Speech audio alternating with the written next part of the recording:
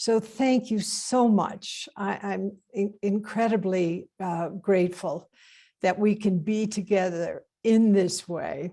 Oh, and sorry, just we just enabled so that you can chat with everyone, not just panelists. So please, say where you're from to everyone so everyone can see you. It would be nice. Great. Thanks. And I'm thinking about this line from Rilke that was translated by Joanna and her colleague. I live my life in widening circles that reach out across the world. And this is a time when our widening circles are embracing more and more people, and it's a time when it's important, really important, that we reach out warm hand to each other. And we know that Joanna has been a person who's a powerful social and environmental activist, an author, a teacher, and a person who has dedicated her life to weaving Buddhism and systems thinking with deep ecology. And this is what we want to touch on today. Beloved community, which is not only the beloved community of two-leggeds who are gathered here today, but the beloved community of all beings on this earth. And as well, the other theme in the SEBT second year is of good trouble. And Joanna has done so much work in articulating what it means to actualize active hope in our lives. And she says, active hope is waking up to the beauty of life on whose behalf we act. We belong to this world. We belong to this world. And elsewhere, Joanna has said that no danger that we are facing today is greater than the deadening of our response. I really want that to sink in, because this time with Joanna today, supported by Wendy and Stephanie, is a time when we are waking up to the fact that some of us have withdrawn, but others of us are moving forward, and we all need to move down and in, but also forward at this time. Joanna also said we need an opposing wind to fly. It's the hardship that catalyzes our awakening, and we are in it. Not only the climate catastrophe, but also this war in Ukraine, also the divisiveness in the political process, not only in our country, but in countries all over the world. And so we ask with Joanna, how do we transform suffering? How can we nourish active hope in our time? What does it mean to be a bodhisattva in this world today? What does it mean to generate an attitude of deep generosity toward the world, toward each other, toward all species, and toward our own lives?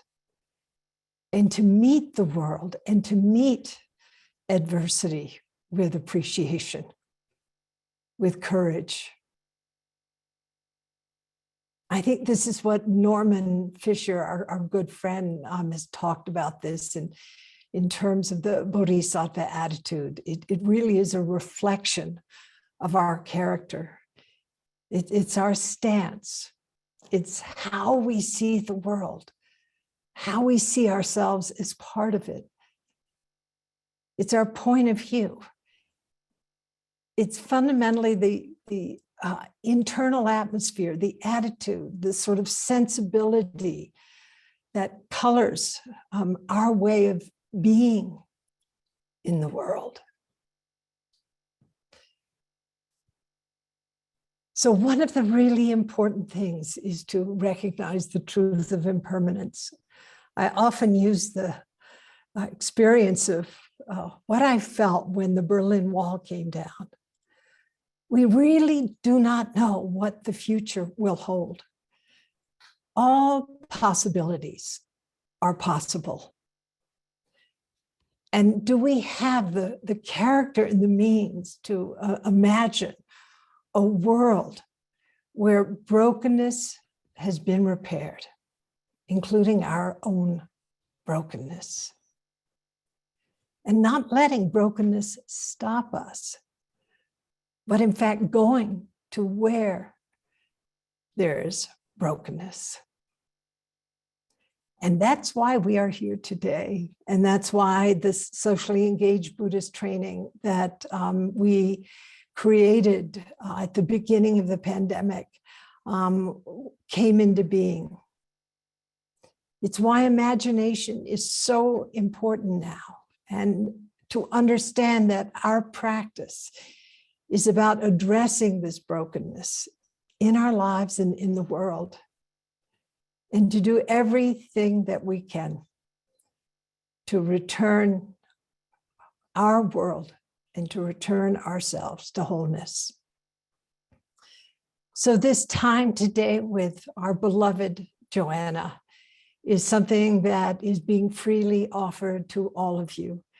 And as such, we want to support Joanna, and also to thank Wendy and Stephanie for working closely with Joanna. And your dana to this time together is so important. So I just encourage you to give generously so that we can float the boats of these wonderful friends and teachers. And I want to now invite, let's see, I think it is Wendy. Yes, our beloved Wendy, to do a grounding exercise, and also to recall our friend, the ancestor Paula Green, such a good friend to Joanna, to Stephanie, to Wendy, to me, and to so many of us. Dear Wendy. Thank you so much, Roshi. Please, beloved community, wherever you are, settle yourself on yourself, strong, smiling, open heart, and please listen. We greet you this morning as respectful visitors and guests, speaking from the heartland of the unceded ancestral territory of Lisan and Chechenia Ohlone people, continuous guardians of their abiding homeland. We offer special gratitude today for the seminal work of Segura Te Land Trust and for the unflagging leadership of Karina Gould, spokesperson for the Confederated Villages of Lisan in this territory where we are visitors. We send special blessings and prayers for tribal elder Joanne Campbell of the Federated Indians of Grayton Rancheria, who always asked permission of Karina Gould to be able to cross the bay into Lisan territory, although they are both powerful Native women.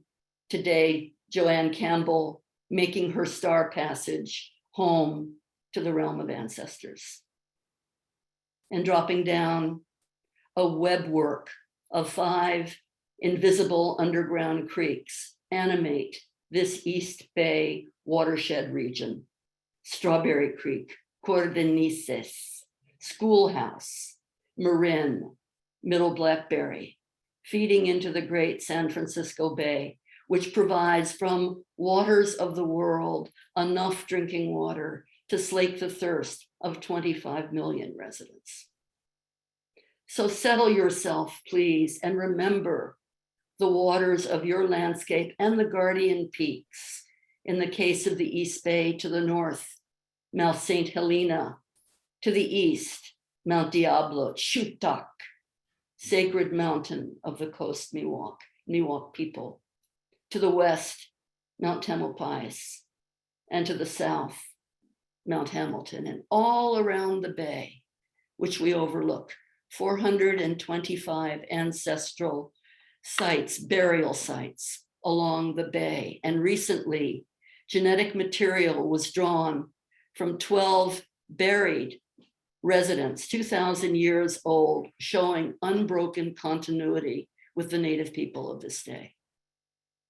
So we hold that in our hearts as we move forward. And more locally, more than 40 years, Joanna is a vivid, vital, vibrant resident of this watershed. She is of this watershed made. Waters, mountains, rivers, great earth, snails, slugs, every being makes this being as vivid and bright as she is this morning. And we are in her home, in the core of her North Berkeley home, her Berkeley home. Her daughter and family live below at the roots of the house. And we are in the matrix of a frontline activist, author, scholar, artist, mother, grandmother, yes, but also prophet and poet. And we recognize the ancestors, the human ancestors of this place, and call them out as Roshi began this morning. Gratitude to Thich Nhat Hanh, who crossed this year into the great mystery and offered years of teaching right here in the public high school in the Bay Area. Joanna at his side as a member of the Buddhist Peace Fellowship. Gratitude to Thich Nhat Hanh, to the work of Parallel Express, Community of Mindful Living, Engaged Buddhism at the front line.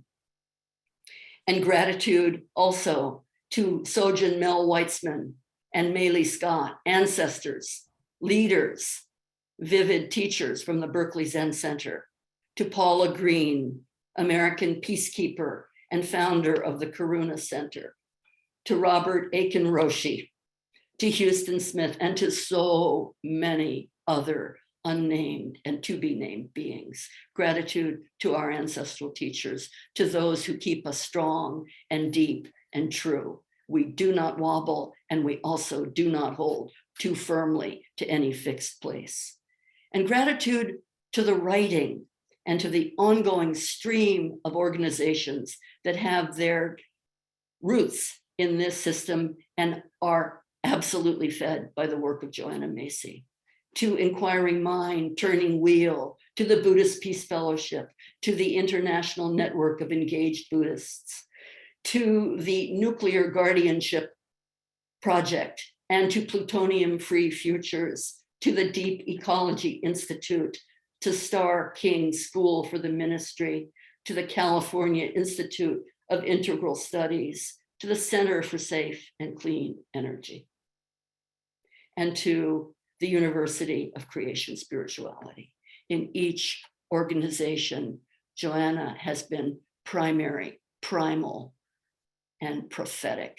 So I call up these organizations this morning as we gather our hearts and mind together in the present moment, the character for mindfulness.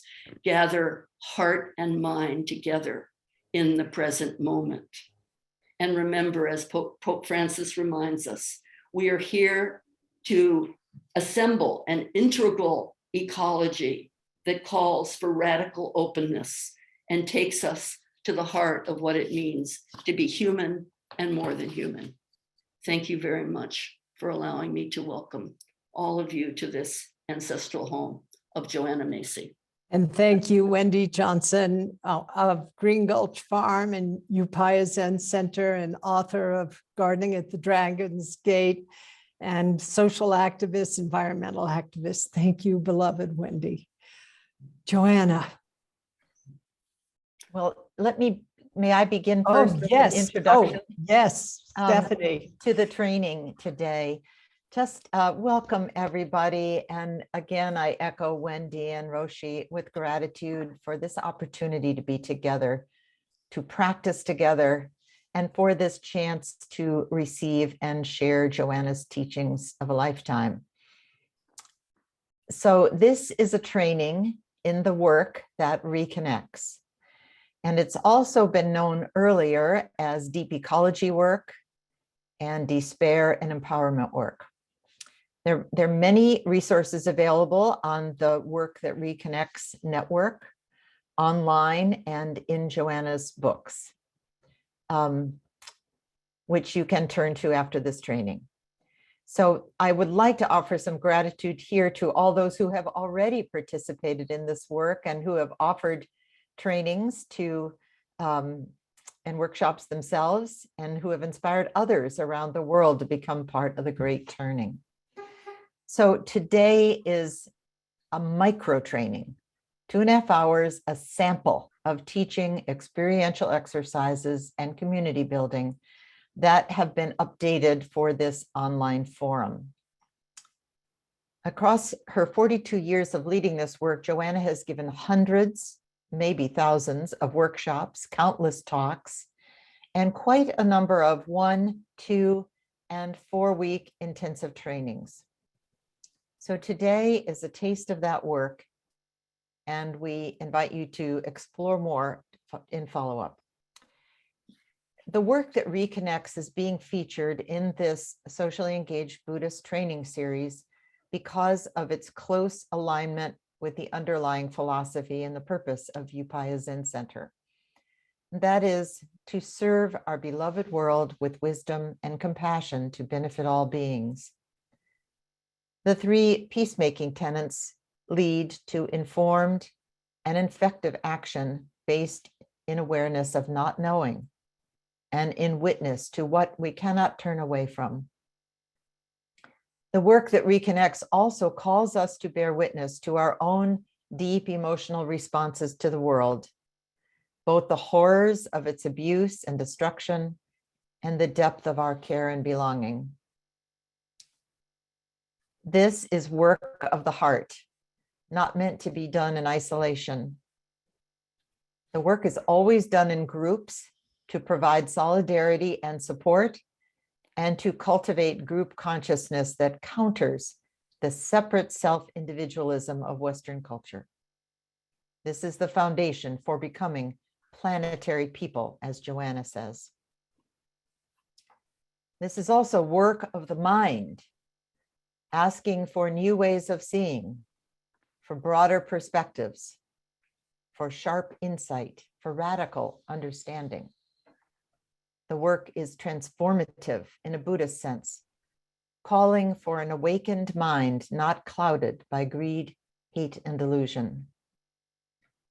At root, this is activist training, training to support the foundation, intention, and focus of engagement, drawing on all that we have to offer, each with our particular skills, geographies, cultures, friendships, and love for the earth, to bring about healing and wholeness on our deeply damaged and ailing planet home.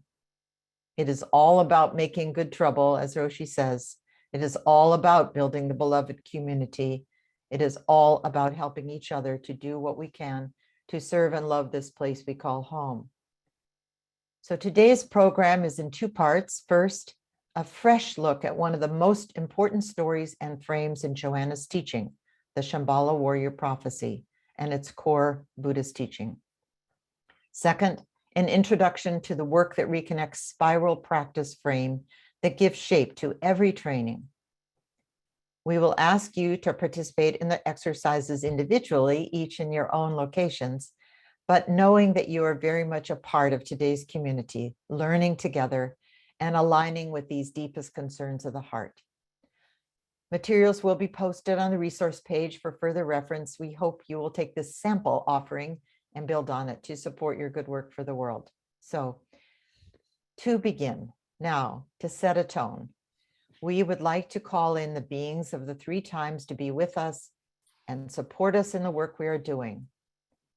Joanna will lead this opening invocation, and I invite you to join me in the sung response to each part. Yes, let us invite into our awareness, into our presence, the reality of the beings of the 3 times of past, present, and future. First, we call on the beings of the past. Oh, be with us now, who have gone before. You, our ancestors and teachers, You who walked and loved and faithfully tended this earth, be present to us now so that we may carry on the legacy that you've bequeathed us. Aloud and silently in our hearts, let us say your names and in our minds see your faces. Gather with us now in this hour. Join with us now in this place. So please repeat with me. Gather with us now in this hour. Join with us now in this place. Let us call now on the beings of the present time. All you with whom we live and work on this endangered planet. All you who have been willing to be open-eyed in this dark and dangerous time. Be with us now. Let us come alive to our solidarity and know how deeply we belong to each other and to our Mother Earth. Let us open to our collective intention, the power of our will, and to Mother Earth. Let us open our collective will, and aloud and silently we say your names and picture your faces. Oh. Gather with us now in this hour.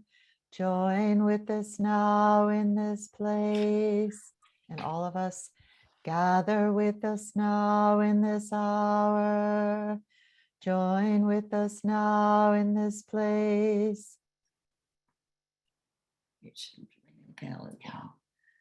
Lastly, we call on the beings of the future.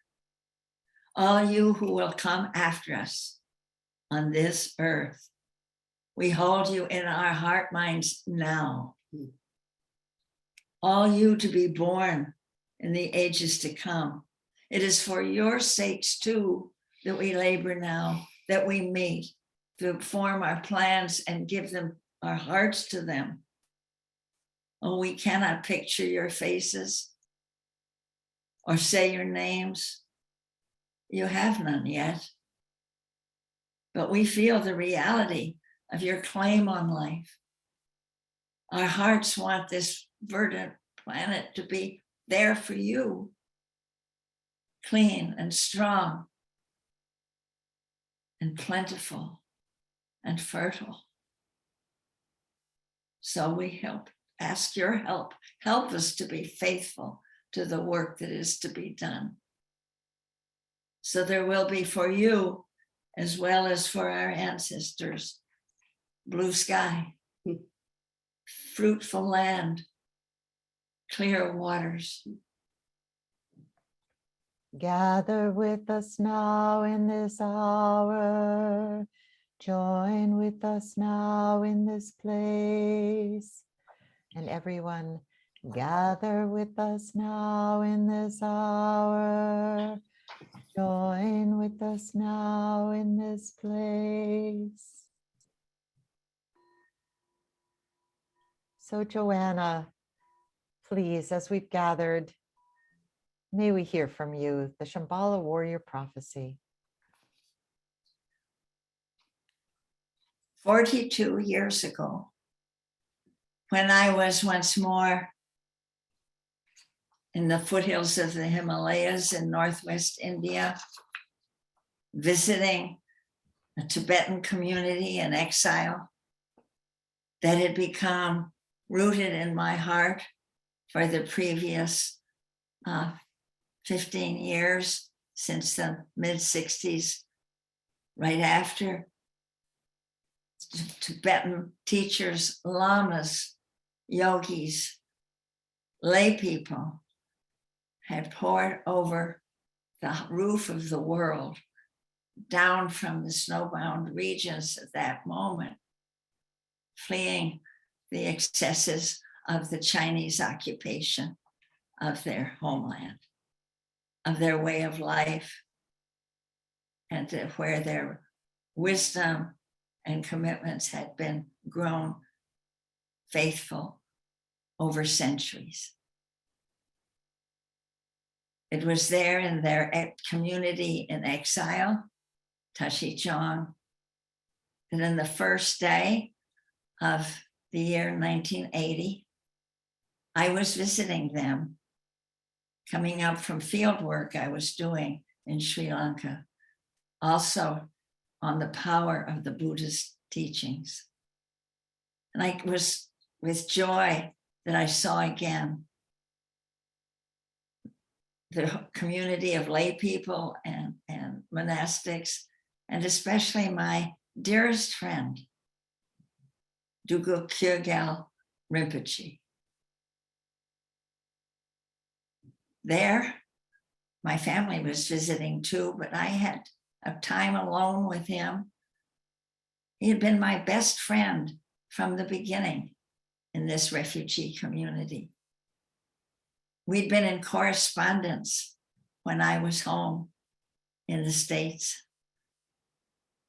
And to meet together, there was something on his mind, something he wanted to tell me. So I sat there quietly, where in a way that, and in a tone almost that had only now being disclosed to me, he began to tell me this. It is of the oral tradition. It is 12 centuries old, from the time the teachings of the Buddha had come in there to that high Himalayan kingdom. But I, knowing that, and so he let me in on it then, to my amazement. But it's guided my life. It's been at the center of my awareness. And I've actually decided to begin near the beginning of our gathering to share it with you. At 93, I'm afraid of missing words. That happens growingly. And so I have it written down so that I don't forget anything of it. But it's from my heart to yours, believe me. So it's my pleasure now to invite you to really listen with your whole heart. If you are carrying anything, put it down. Put it down now. If you think to take notes, forget it. No note taking. Just silent, receptive, attentive presence. This is a call for all of us to listen with our whole being, with the presence of beings of the past, present, and future world with us as we receive this prophecy. We'll begin. So please now, just put everything down. If you want, go against the grain, close your eyes. You're listening to the voice of a prophet and a poet as she tells from her heart the prophecy of 12 centuries, 12 centuries of practice. So we'll begin with 3 deep sounds of the bell and then Joanna's voice. So please listen and be prepared.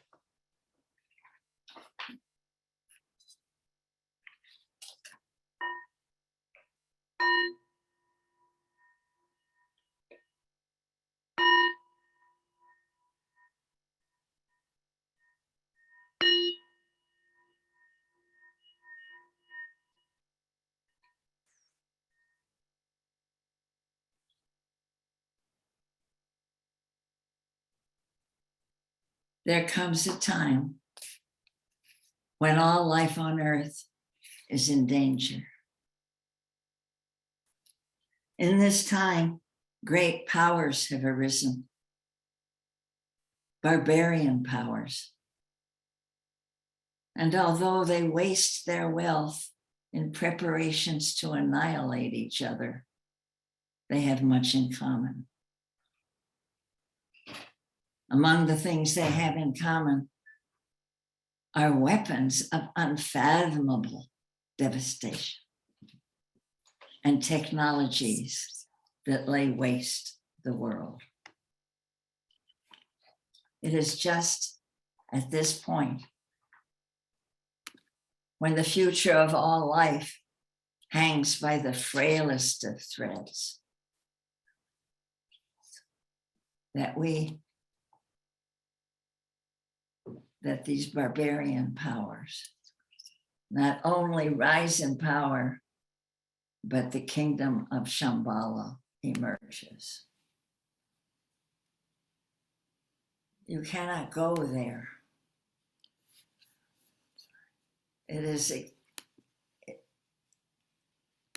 cannot go there because it exists in the hearts and minds of the Shambhala warriors. And truth to tell, you cannot tell a Shambhala warrior by looking at her or him, them.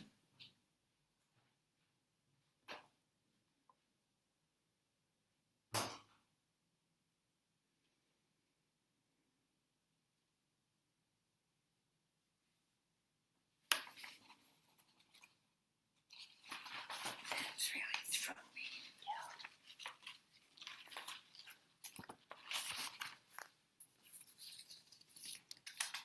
It's coming.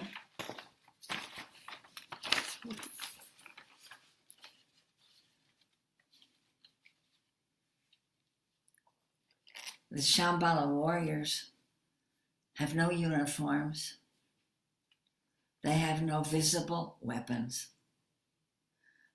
They have no banners to show what side they're on. No barricades on which to climb to threaten the enemy, or behind which to rest and regroup. They don't even have any home turf.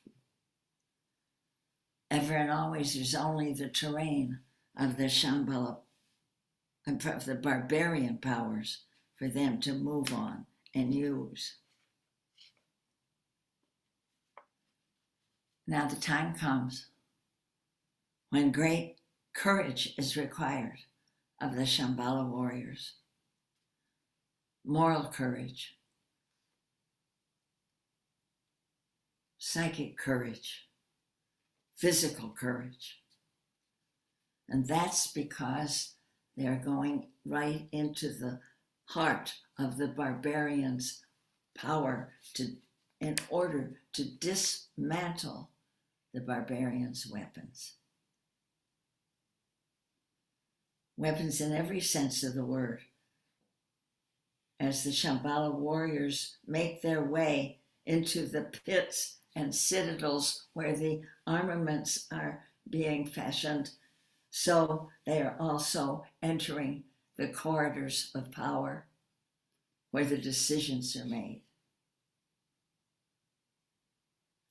Now heed this.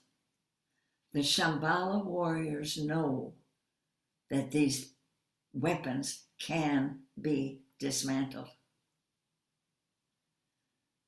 That is because they are manomaya, meaning mind-made. They are made by the human mind, and so they can be unmade by the human mind. The dangers are facing us are not visited from some extraterrestrial power or some evil deity or some preordained fate. They arise from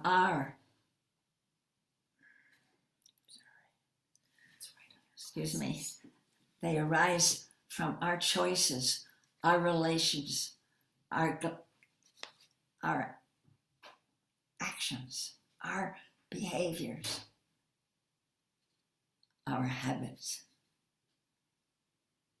So now is the time, said Chogyal Rinpoche, for the Shambhala warriors to go into training.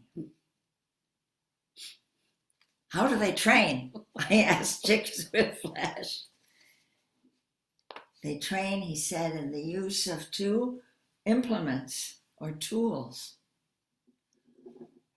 What are the weapons?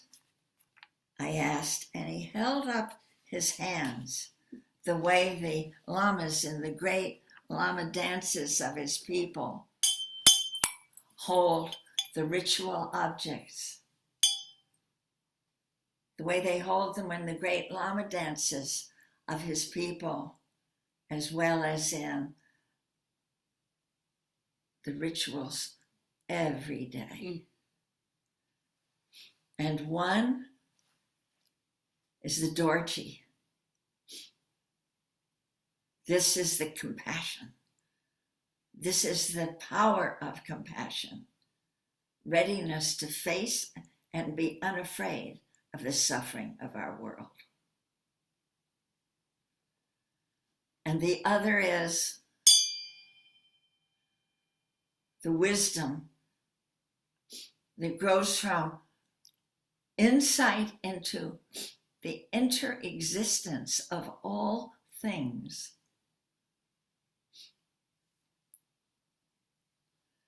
Our interbeing, our mutual belonging. And you need them both. You need the compassion because that provides the fuel that draws you out where you need to go to do what you need to do. And it means not being afraid of the suffering of our world. But it's very hot, you know, he said. This compassion is so hot that by itself it can burn you out. So you have to deeply understand and be held by insight into our mutual belonging, our interrelatedness.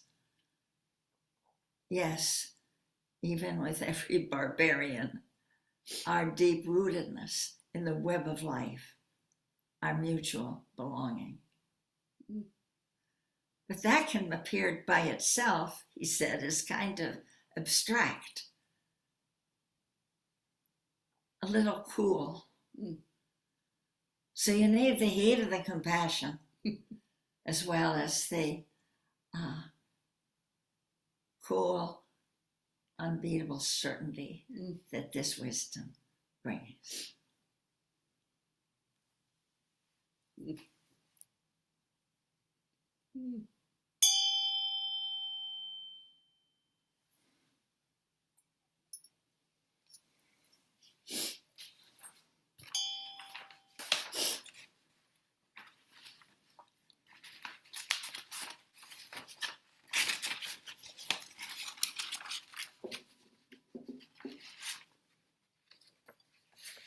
And so with that explanation and those words that this is enough for the Shambhala warriors to act and to persevere for the healing of our world. You can't do it without them. They're totally within your reach, totally essential. But you've got to feel their reality. You've got to build and train yourself in really using them, really counting on them, really experiencing their vitality in your heart-mind.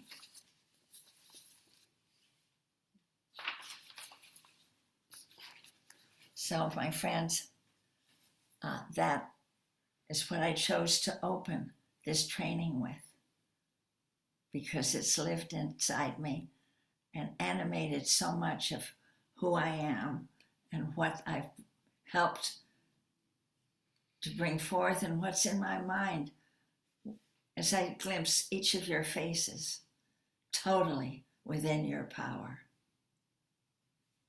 What's next? Well, thank you, Joanna. Without hurrying and without resting, come back. You don't need to look around. Stay very close to your experience and to this prophecy. And certainly there will be questions or insights. And we do, as Noah encouraged us in the very beginning, we invite you to put your questions in the Q&A chat. We will definitely meet them. But right now, just settle and we'll return to Joanna offering us some insight and her experience of this prophecy. So this is a slight change, and your interaction is welcome and requested. Well,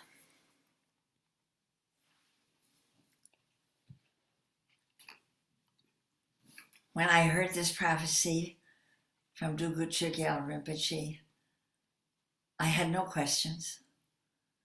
I had no comments. I just took it in with a sense of wonder and also a sense of total amazement, in a sense, and sobriety, just at what he was handing and putting into my hands. And that was, in a way, putting into my hands and heart for you. Because I had, maybe it now occurs to me, I had told him of my plans. I was beginning, just then, it was at the beginning of going public with my efforts at group learning. How I thought that what people needed to experience of their solidarity and their deep pain for the healing of our world.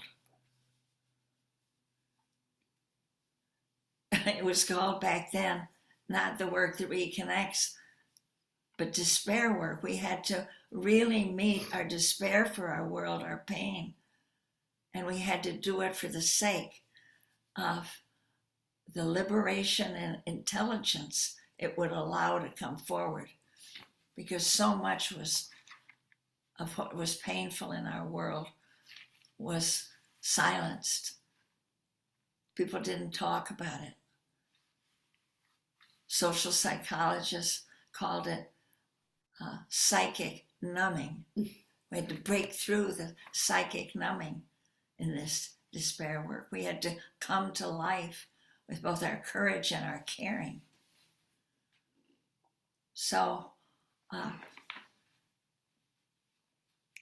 knew that it would change my life, and I had nothing to say. I was so gripped by hearing it, and I knew it would disclose its meaning. I knew it'd be something to live with,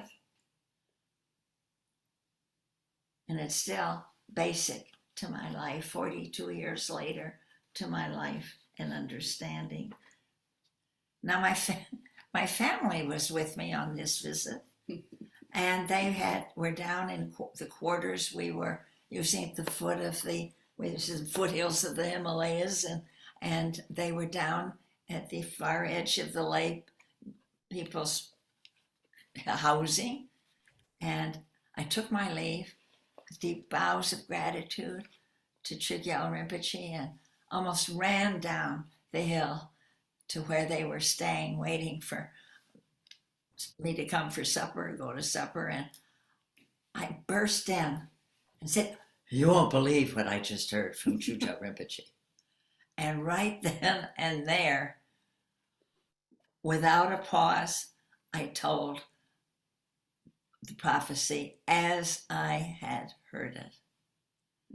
I'm so glad that happened. because that's needed. This is in the oral tradition, and you don't read it, you don't print it, and I didn't for the longest time. But I told people in my trainings and in the workshops I led.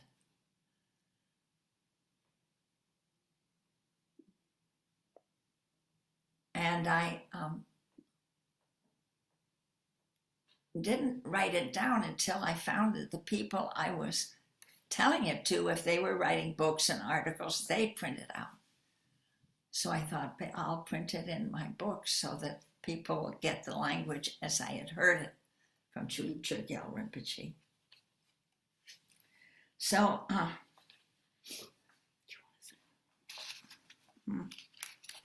So Joanna, I'm wondering if I can offer a few questions that are so wonderful that came up in the chat stream. Is that all right? yes, and then I want to ponder why the term, or what the term barbarian might mean for us. Why don't you do that first? Because I think that term actually probably made many of us question. So please share with us why the term barbarian. What it evokes for me, and has continued to, is that first, these people are at war with each other. They without any restraint in their actions and in their behavior. Apparently nothing is sacred to them except their own advantage, and no value apparently higher than that of increase of their own power, their greed for power. And I'm struck in reflecting on it that it's clearly that they are not from somewhere else. They're not from another planet. They're not from another culture, another country.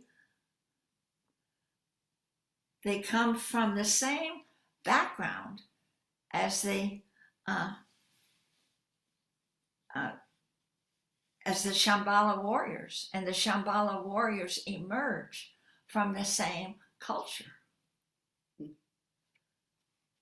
But they've become sick of using the world in destructive ways, almost as if they're stirred by some divine discontent, as I've heard expressed for some of the heroes of my time. And I'm remembering and so I was telling it when I met, and there was that very next year, I remember when I got back home and moved back from into living in the States. Our home was in Washington, D.C. And in the first workshop that I gave in Washington, among the people, and I was at a Quaker Center, a group not more than 20, and it included, and I think that was for the first time, and maybe the last, I don't know, but there were 2 officers from the Pentagon, but not in uniform, and one worked in the office of the Secretary of the Navy, and the other was on home leave back at headquarters, as from being a commander, deputy commander of a nuclear submarine. And when I told the prophecy, and this time it was not at the very end, I often told it to stir people, is to aim high in they became, their interest in everything just turned up, and they began to talk about some things they'd seen happening and knew were happening in the Pentagon. In other words, they said there are Shambhala warriors in the Pentagon, and that they were, and they knew as they came out that they were not, they themselves were not the only ones who were misdirecting communications in order to avoid use of nuclear weapons and other risky, aggressive acts of destruction. And that it was not something they could talk about with anybody, but they knew it was happening, and that this work was risky and lonely. So I wanted you to hear that we have in our world today Shambhala warriors in places we wouldn't suspect. And we can reach out in our hearts to, and we'll never know them, and we'll never be able to thank them. But we can reach out to them with gratitude and support in our hearts.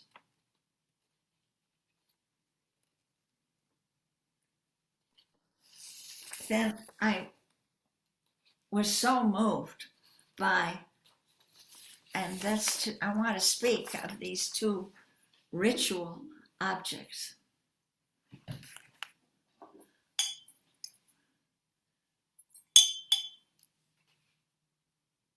They are in you.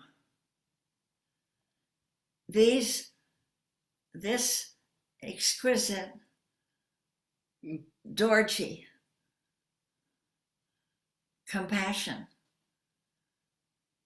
I want you to recognize that this is not something foreign to you at all. And I hope you will begin to recognize increasingly how good you are at it. Its presence in you. Your brokenheartedness or your pissy rage to when you hear about suffering created and visited upon us. That's your compassion.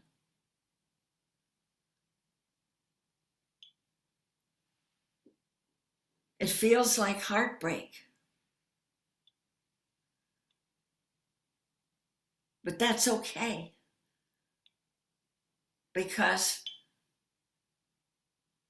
when it breaks your heart open, your heart grows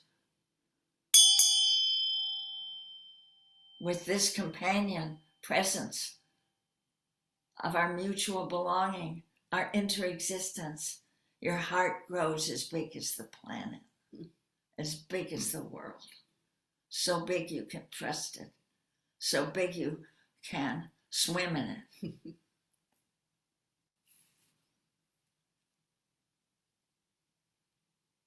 Grow a sense in you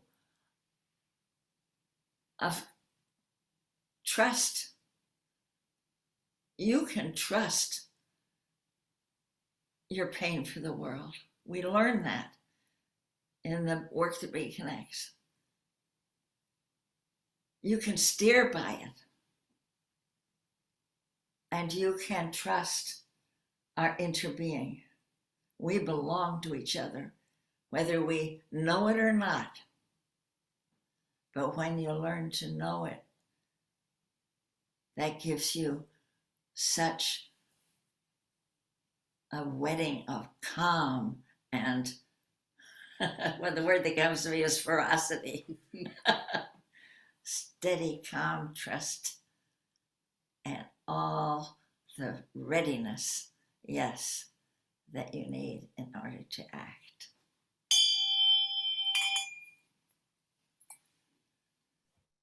Oh, Joanna, thank you. You answered some of the questions in what you've shared. I'd like to just address a few of these questions. Josie Omar says, how can we rise? above despair when we feel defeated? How can we rise above despair when we feel defeated? Joanna. It's good that you can feel that. You're not afraid to feel them. So you're unafraid of the pain. So many people are afraid, Josie, to feel what you're feeling. And that when you're unafraid to feel what you're feeling, you become an automaton. You lose your reality. Your ears are plugged. Your eyes don't see. You want to be, as a Shambhala warrior, awake. You want to be keenly aware of this whole world so you can take it to heart. It's not just some vapid, generalized feeling of everything's okay. It's not okay. It's not okay on planet Earth. And you hold that, but you know it can. So this is, you have to grow up a little. Yeah, you know that as well as I do. To be here, each of you, for you to be here at this hour with us, your choice shows you're ready.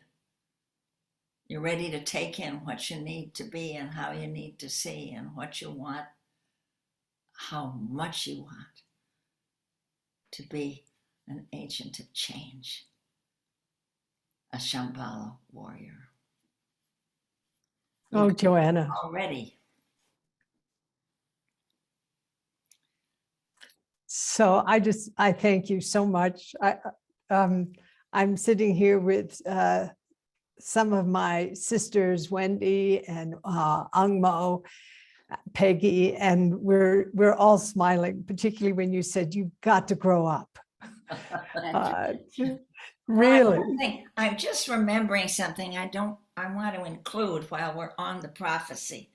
And that is that when I told it for the first time, which was just minutes or within the hour when I was with my family, and it was so good to learn it. So it's just as you will learn it, and if you want to.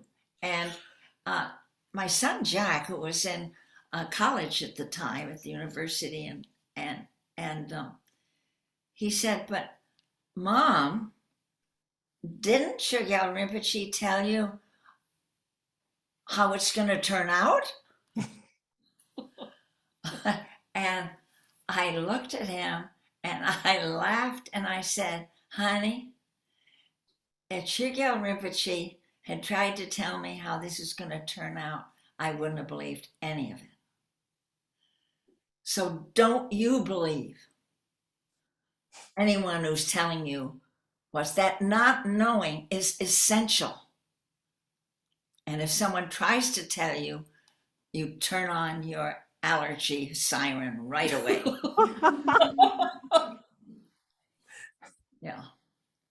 Uncertainty is true, but it's also keeps us honest and strong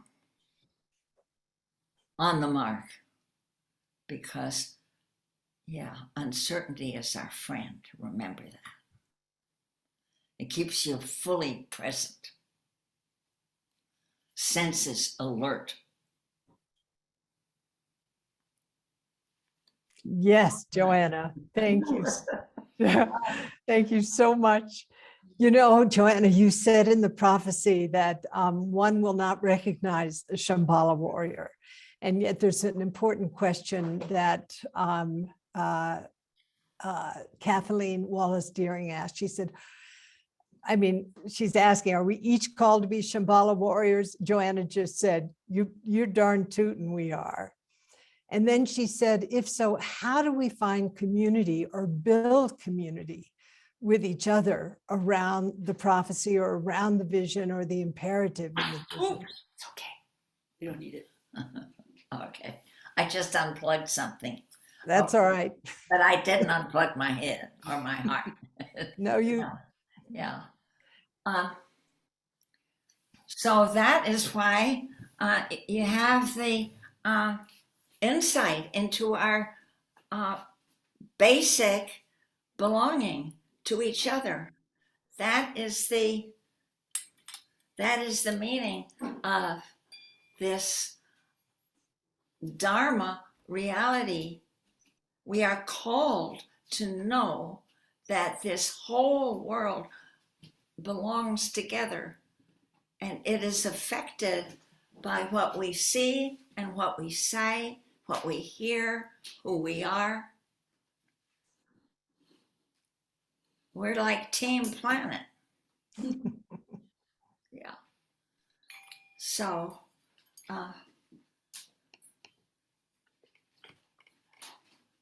even when I think of what those fellows at the first Washington workshop, when they spoke of the Shambhala warriors in the Pentagon,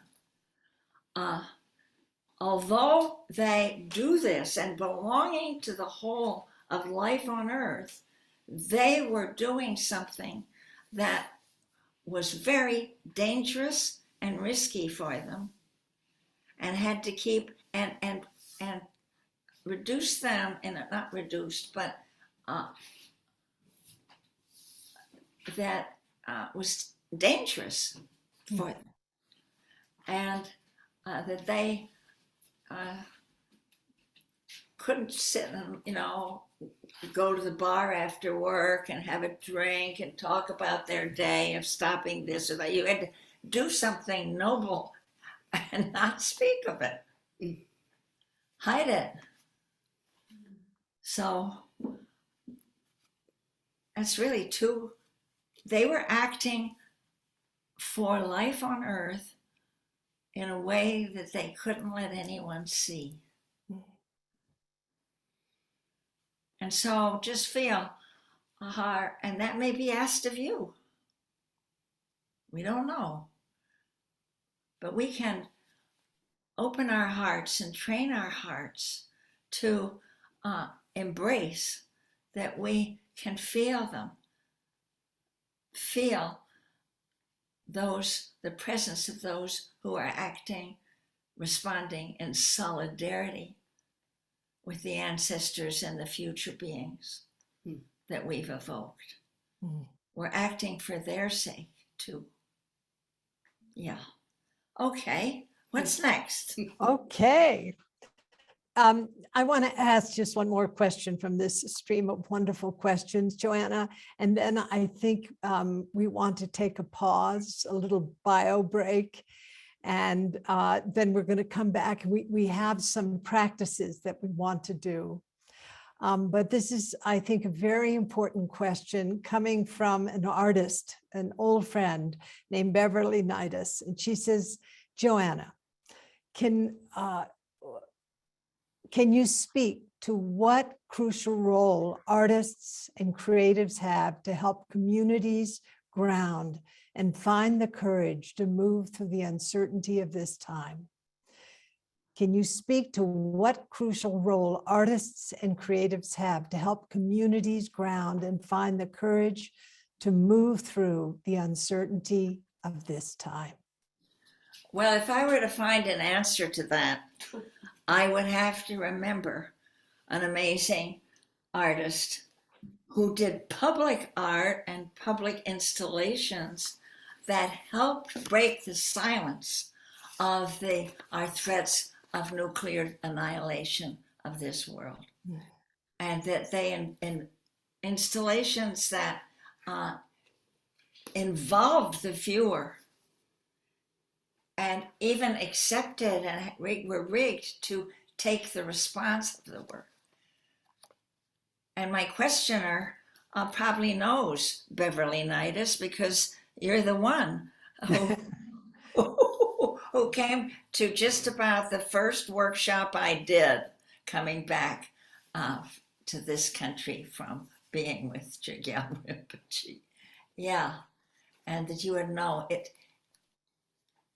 And it's beautiful to, do you have a word of how you found the courage to do that, honey? Beverly, Oh, and she has to be turned on. she has to be turned on, but I can say, as an old friend of Beverly's too, she is doing it. Of course she is doing it, and long inspired by your work. And I think that Beverly's own work is a way for us to understand that all of us, I feel like the 1,000+ people gathered today, all of us have the same opportunity to do it in our own way. Now, before we break, I would like to share a poem with you. This poem addresses, in a way, the very sort of turning we've taken, and how can we bring this into our own lives? What great power can accompany us? This is from my favorite poet that I'm ready to cite in a moment's notice, drop of a hat, and that's Rainer Maria Rilke, the German lyric poet of the 20th century.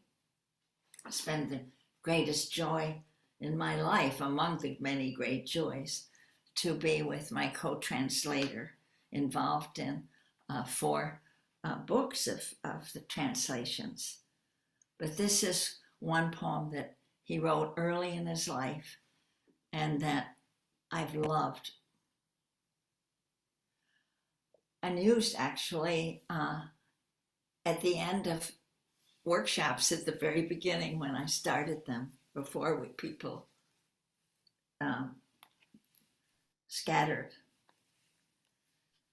God speaks to each of us as he makes us, or as she makes us, then walks with us silently out of the night.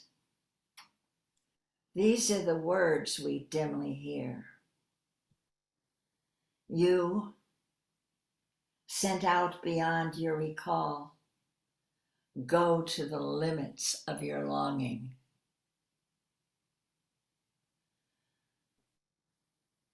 Go to the limits of your longing. Embody me. Flare up like flame and make big shadows I can move in. Let everything happen to you. Beauty and terror. Just keep going. No feeling is final. Don't let yourself lose me. Mhm. To repeat, let everything happen to you. Beauty and terror. Just keep going. No feeling is final. Don't let yourself lose me. Because nearby is the country they call life, and you will know it by its seriousness. Give me your hand. Give me your hand. Dear Joanna, thank you for ending this first session with this poem by Rilke, No Feeling is Final. Thank you. Go to the limits of your longing. So friends, we are going to take a 10-minute break just to stretch, water, take care of the body. Beloved Wendy will share a kind of reflection or meditation with us after a few minutes of stretching. But I also just thank all of you, and Joanna and Stephanie and Wendy for everything they are bringing into the weave of this moment. Talk about interbeing. Thank you, Noah. You are like the interbeer. And do take this time, the next 10 minutes. So it's 11:17. We'll return at 11:27 to take care of your body. Thank you. Let's see, are we off? Yeah, that's, we're an hour off.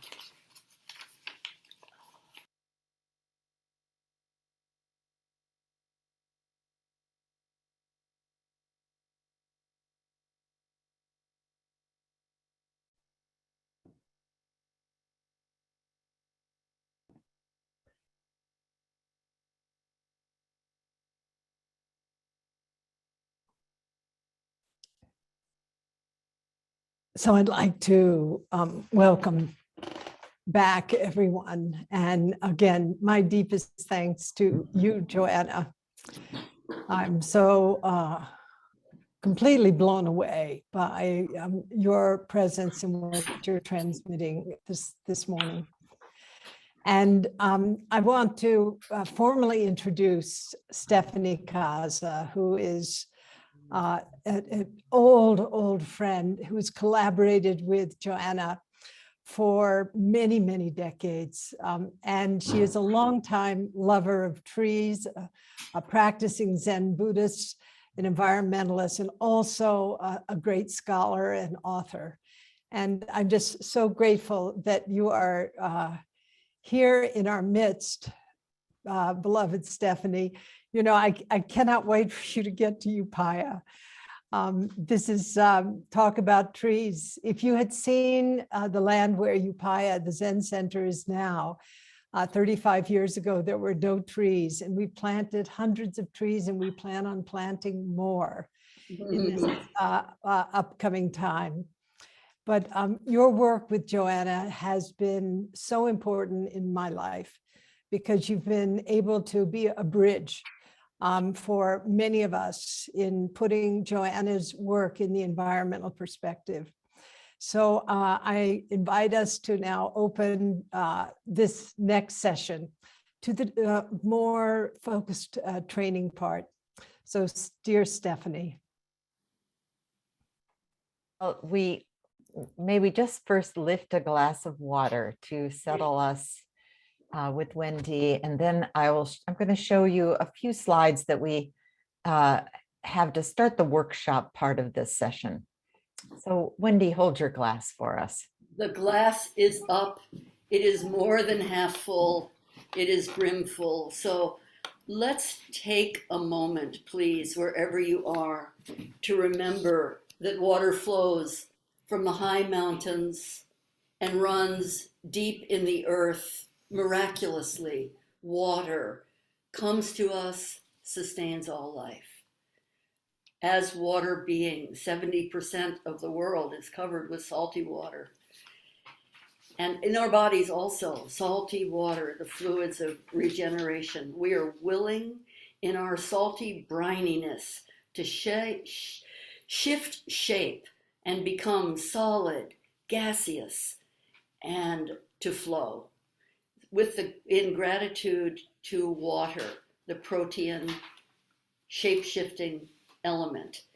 Salty water throughout our body and in our spine, 3% of the spine, clear water in exact proportion to salt and clear water on earth in the human body. So we carry the code. We are made to meet, shape, shift, not know, and continue. So please, with all beings and with gratitude to the healing monsoon rains that have quelled the fires of New Mexico, gratitude to the opening in honor of great trees, to the opening of the ancient old growth forest at the edge of Yosemite for the first time in 9 days. Fire is at bay. Gratitude to water, the gift of life. Let's take a taste and then transition to Stephanie's offering.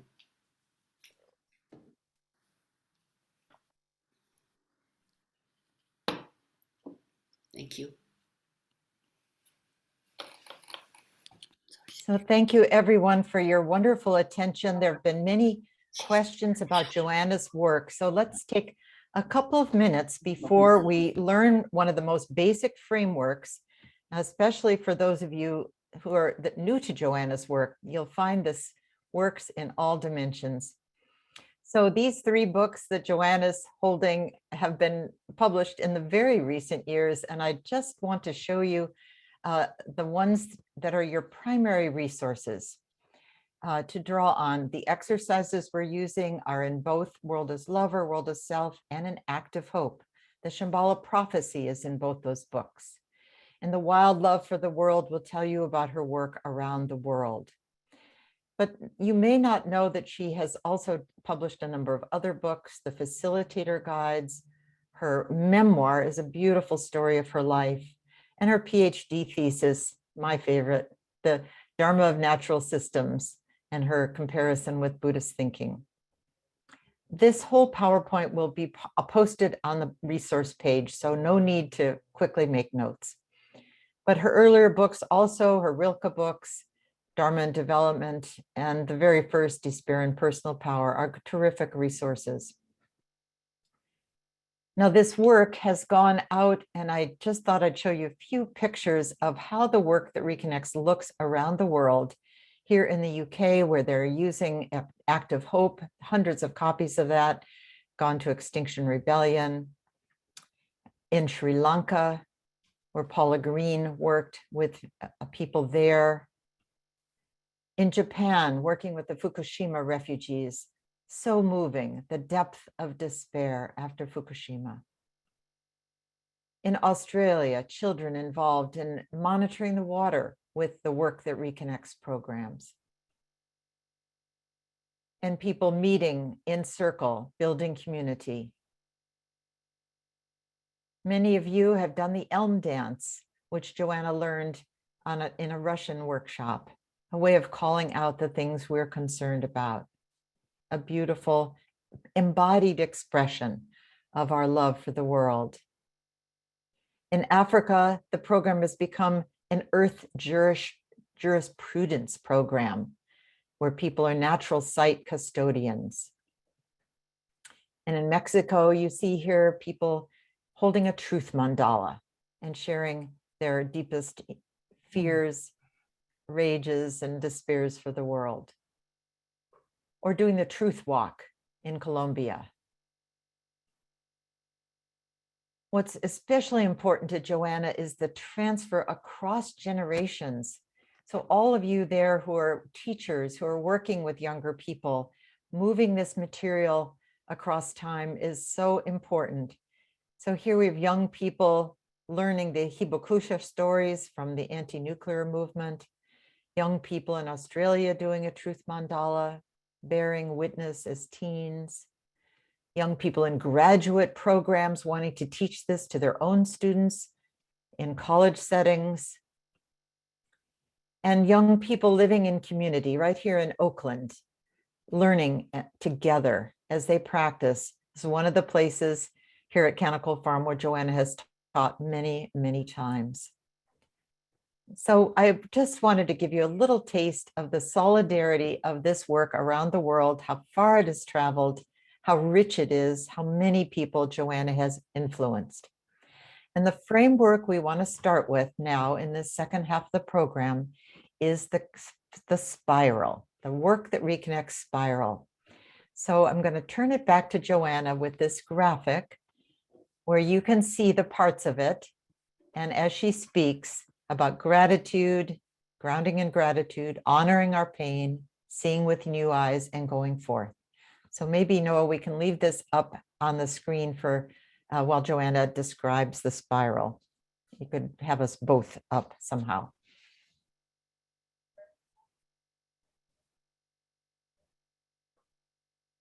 Flow of events and has become a map and a guide for us that's in our minds.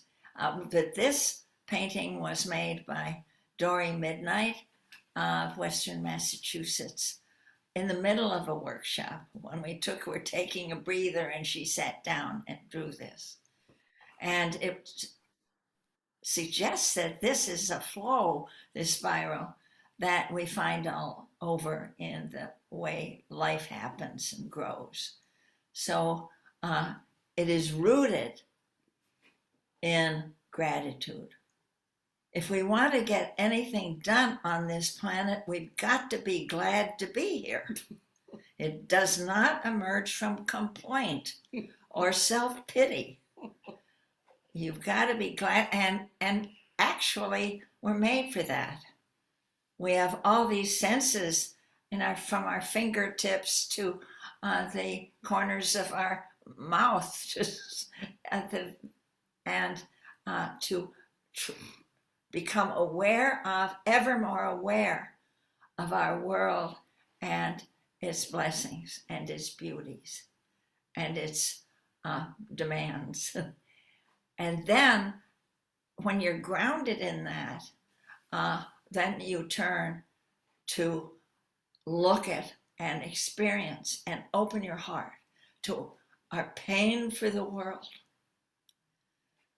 At the beginning, I started with that, and it worked for a while, but then we know that, wait a minute, as things got harder and harder, and they have just in the near 50 years, 42 years of this work, there is the dangers and the suffering have grown.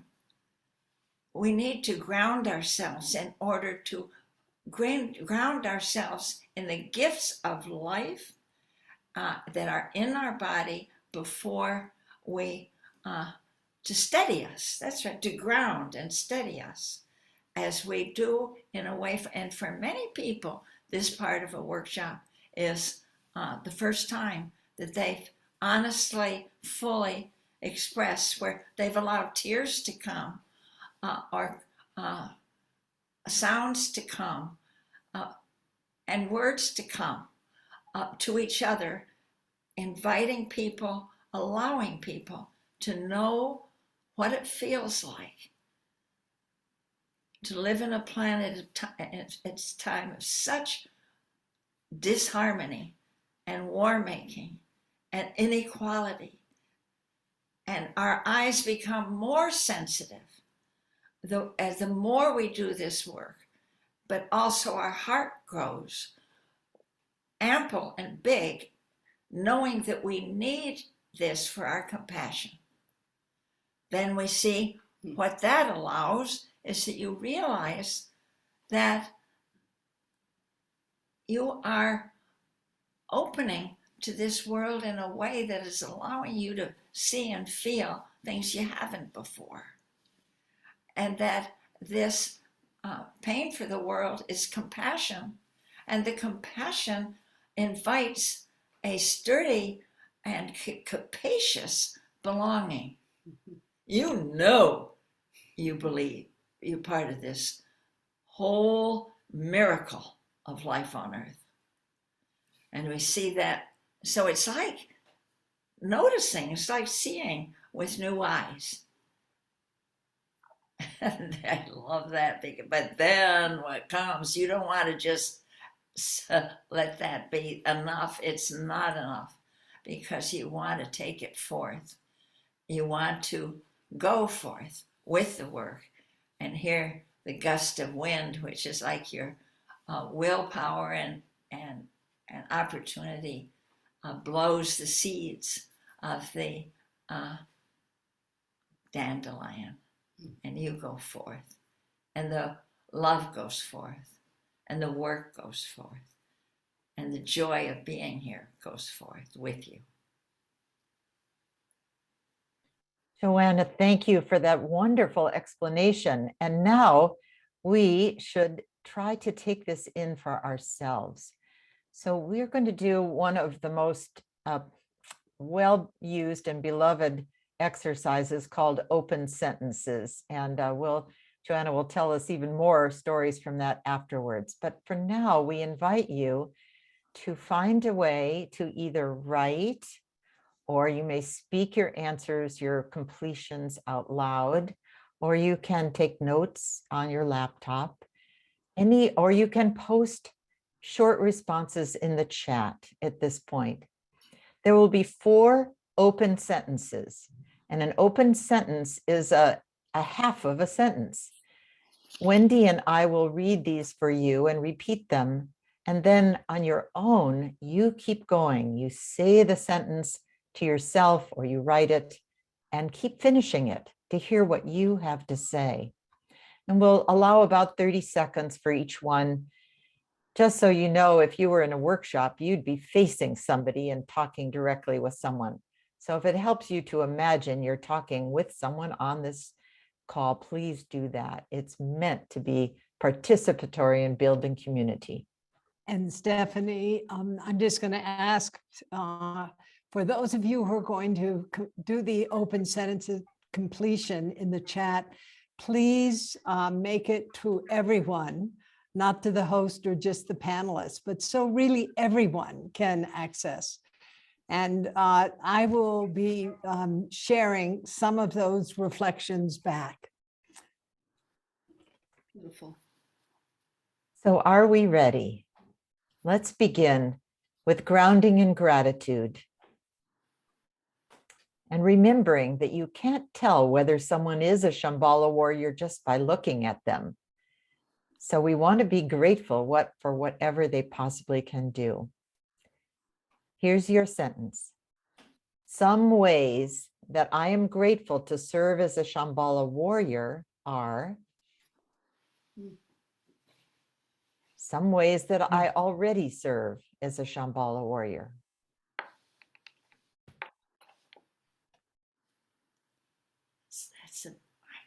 So as you're writing and thinking, each of you on your own for these few seconds together, just allow a little spaciousness before we start to read some answers. Ways that I already serve.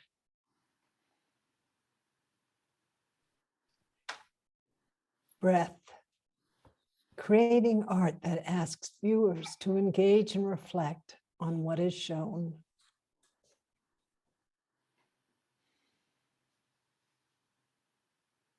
Thank you, Lori. Mace. To serve young people and empower their beautiful, fierce hearts.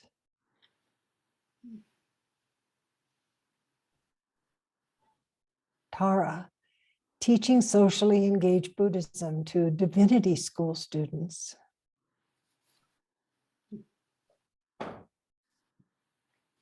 Chris.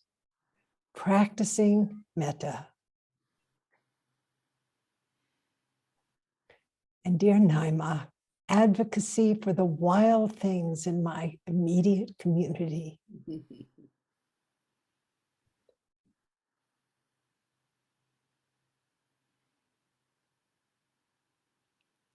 Right, Wendy, as the next sentence.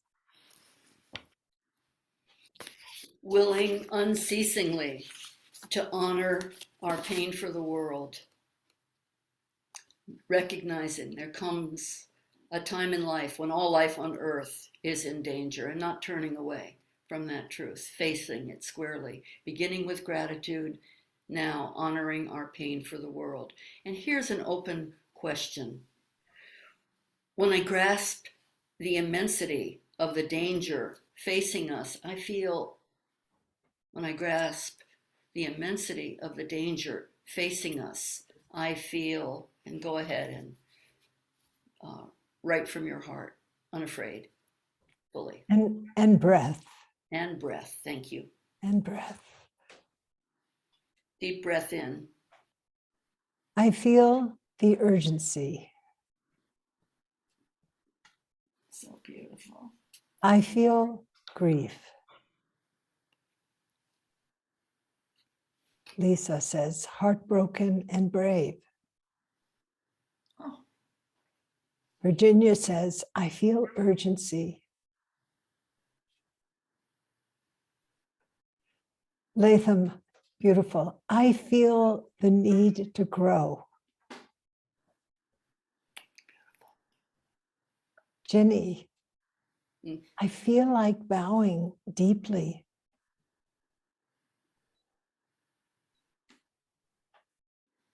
Renee, I feel grief. Joel, Simon, I feel a sense of belonging. Mm. We even want to slow this down a little bit. Let's just slow it down a little bit, if that's okay. I feel fearful. Our good friend Senshin, I feel terrible loss. And Sue says, I feel compelled to live and love in the present moment.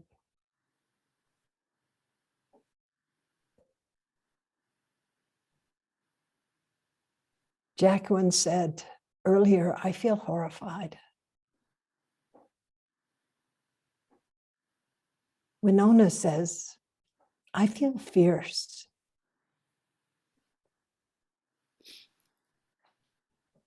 Ann Pincus says, I exhale my hope, aspiration, and trust in our basic nature.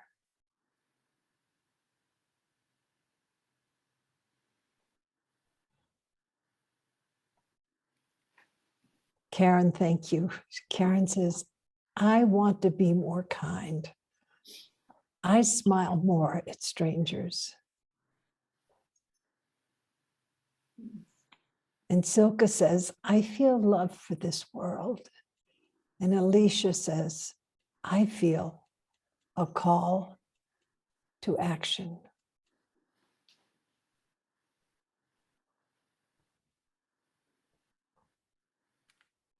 These first two we could see as representing the compassion tool in the Shambhala prophecy.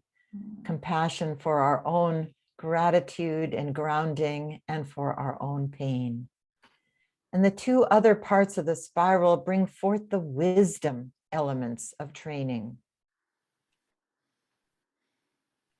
Now the time comes when great courage is required of the Shambhala warriors, moral courage and physical courage. A time for seeing with new eyes, with sharp insight. So your sentence now to complete: a person or being who inspires me to act with moral courage is. A person or being who inspires me to act with moral courage Person. is. And Julie says, Joanna. Of course. And S, you'll be happy with this, Stephanie, says trees. Maya says children everywhere. Mm. This is not the best part. And Sarah says John Lewis. Mm. And I love what Jenny says. She says, my kid.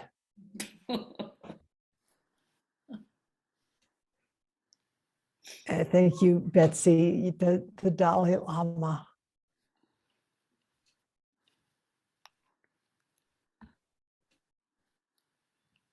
And of course, Thich Nhat Hanh and Greta Thunberg. So many beautiful names in here. Julia Butterfly Hill, Maya Angelou, Nelson Mandela. And Rose says, my mother, my mother. And Christopher says, Jackie Hyder, who has done such wonderful work with the unsheltered. Mm. And Dina, thank you for bringing the ancestor Paul Farmer into our circle. Paul Farmer.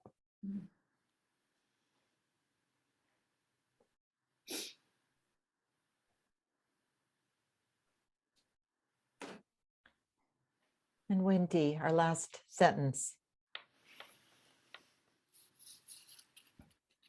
Think of the dandelion and the seeds going forth. One tool, Chogyal Rinpoche said to Joanna, is compassion. The other is insight into the radical interdependence of all things. And if there's any image that stands, it's Joanna holding up the Dorja, holding up the Dorja and ringing the bell. So we're going forth with the Dorja and the bell. Here's the sound of the bell. Loud, loud, loud. And the open question, one way that I can bring wisdom and compassion to our world is one way. One way I can bring wisdom and compassion to this world is go ahead and right breath. with the deep breath. Makes us not to collapse in despair. And Mary says, show up. Maya says, listening more.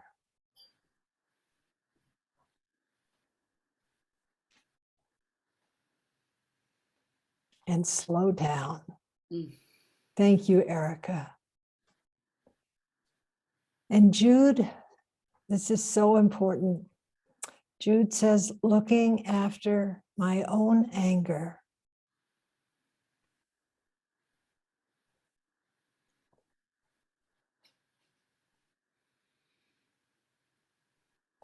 And I'm going to just, so many commitments and aspirations here.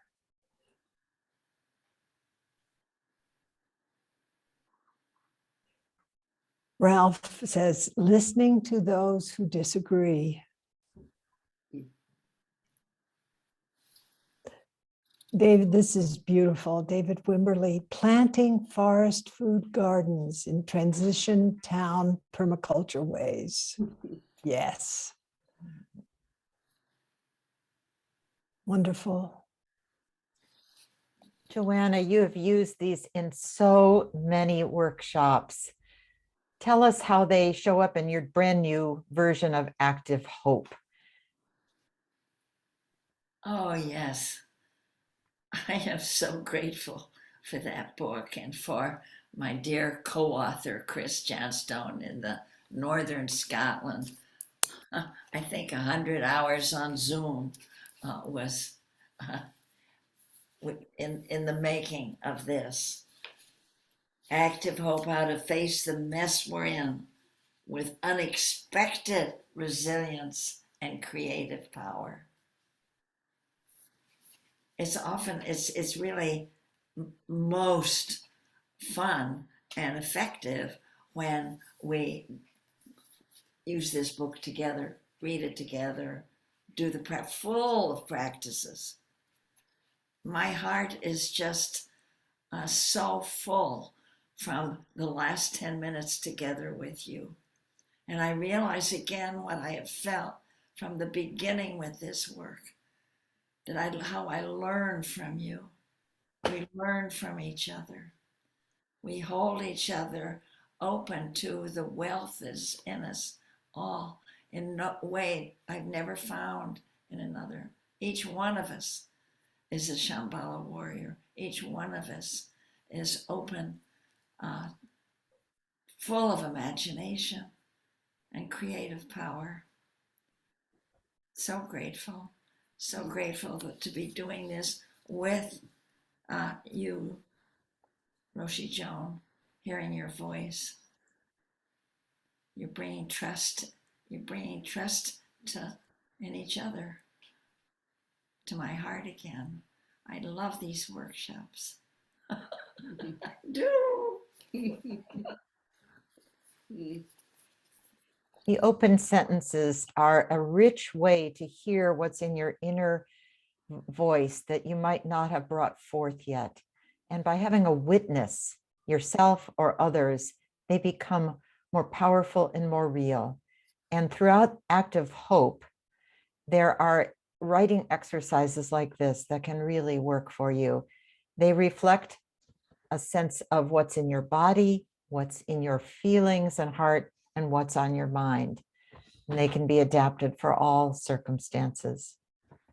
But now, really, Joanna would like to, yes. Great. Stephanie, if I can just say something, there's just been such a rich outpouring from so many. And I just want to say that on the resource page, we will be sharing all of these responses so that we just keep, it's like a generator. We can return and remember. Wonderful. We know our time is rolling along, and Joanna wanted to lead us in one of her favorite embodied meditations. You've already seen her lift her hands up, but there's a surprise coming for you here with the hand meditation and even more. So please, Joanna. Oh, so many things that we can do with our hand.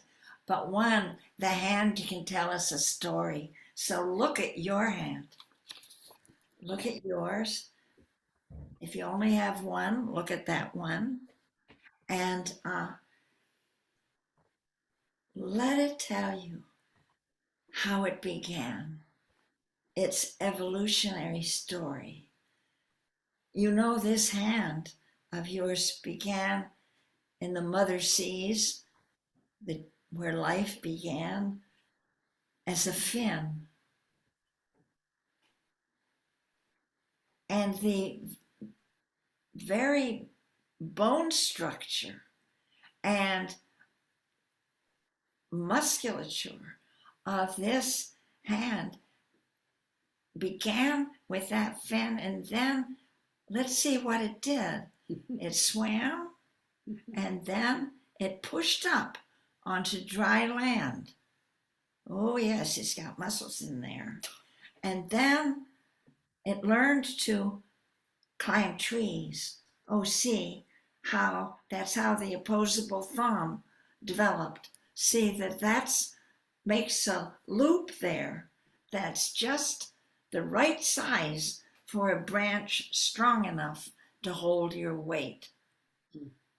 And then coming down from the tree, it began to reach for stones and make things. And you can make them with the stones, and you can chip them. And we could grip and grow muscles and make tools. But then you want to carry things. Yeah.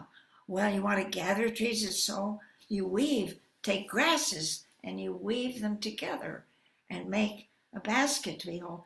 And that hand is growing so able and so adroit and skillful, and being able to pick things up and seeds and to plant them and to harvest them.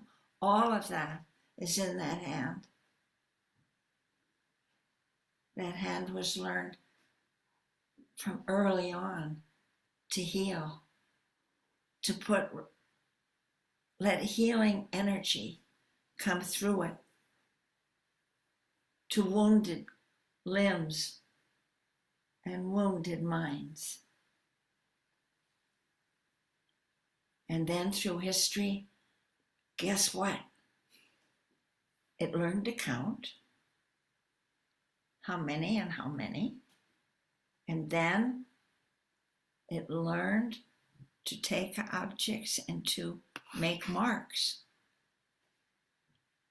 That opposable thumb with the fingers learned not only to count, but to write, to grasp, to hold, to accumulate, to scrub, to clean, to hold power, to administer. You could not have, without those skills learned by these able fingers and thumb, we would have been able to handle the minutiae of life and make the abstract physical. Sometimes the hand was put to work for other people. Sometimes their skills were enslaved, and they were told by force how they must use their hands. Sometimes these hands were used to express revolt and rebellion and work for freedom. Yeah. To say we are built to be free and write it, to make writings for the dignity of humanity and the liberation and the songs and the poetry and the stories. So they aided in shaping the mind and weaving us together.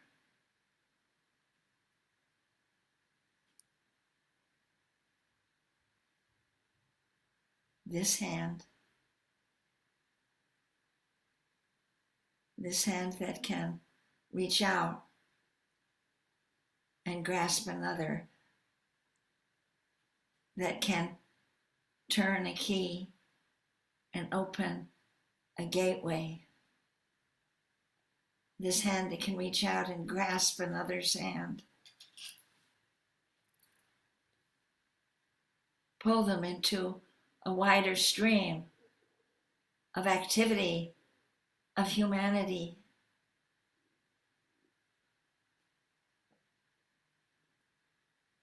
To dance together, to march together, to plant and replant the forest together, to grow, to plant and harvest what we need for each other's sustenance together. Oh, you beloved hand. You stayed so steady with this and growing as we grow. Ever more creative, distinct, different, and ever more solidly woven together. Praise be.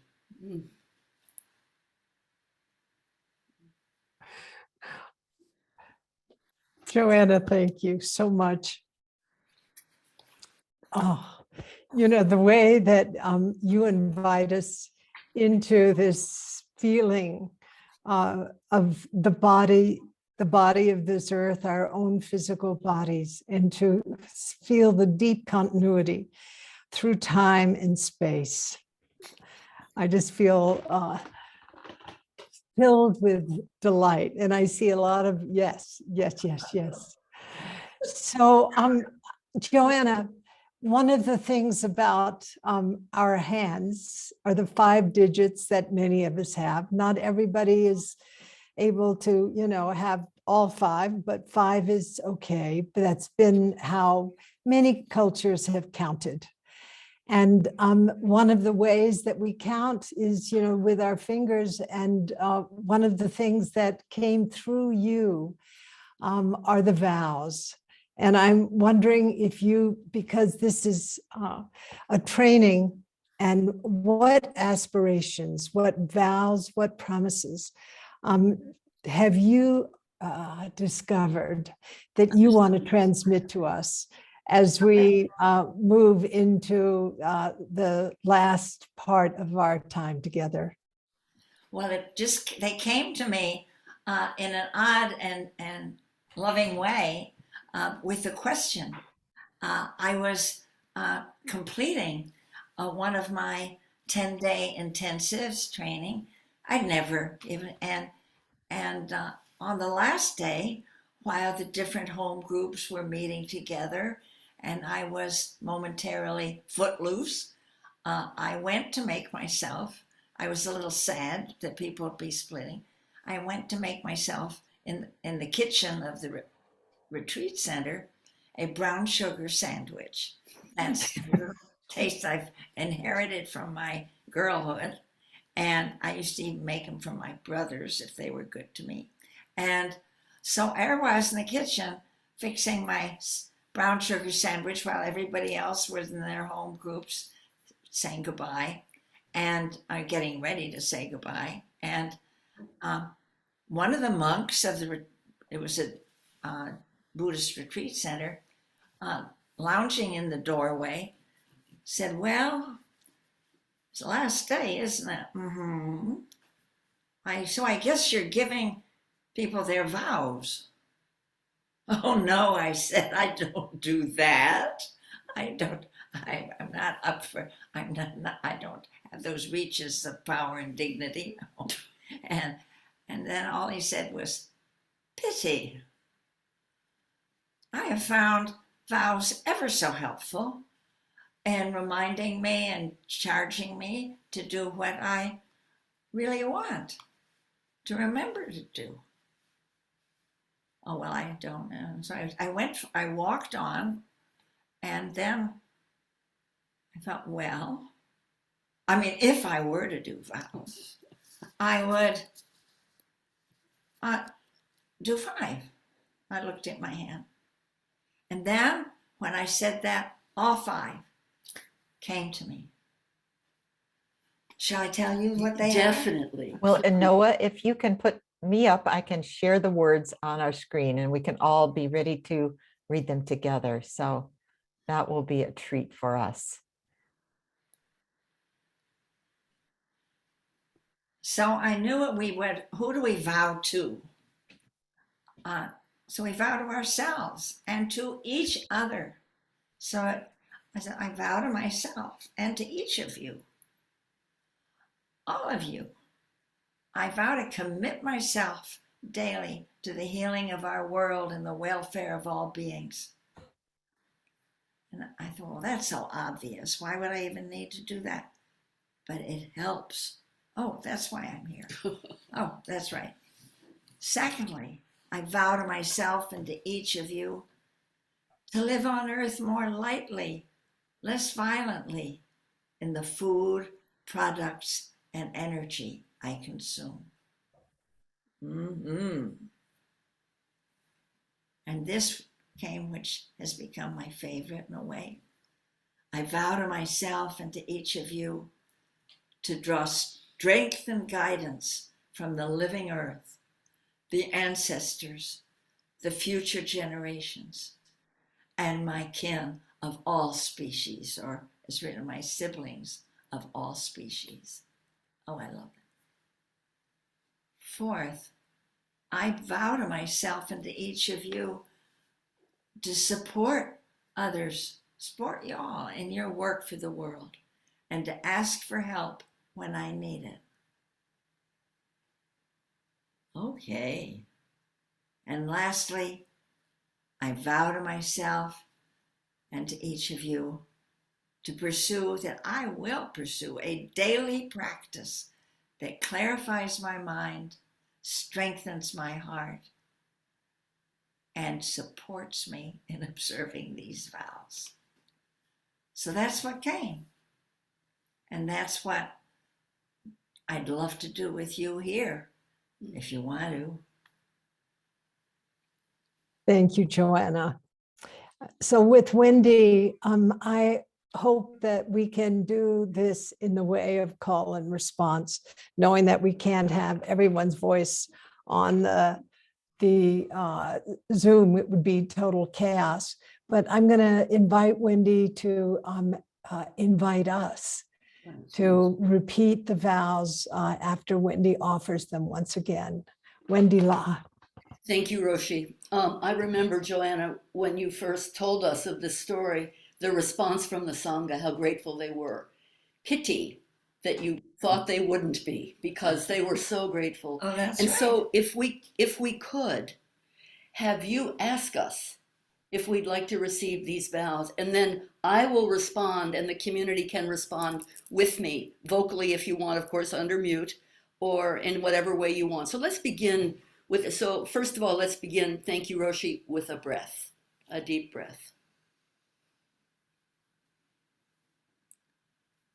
And then Joanna asking, and then I'll answer in the affirmative and others can read the vows accordingly. So let's begin.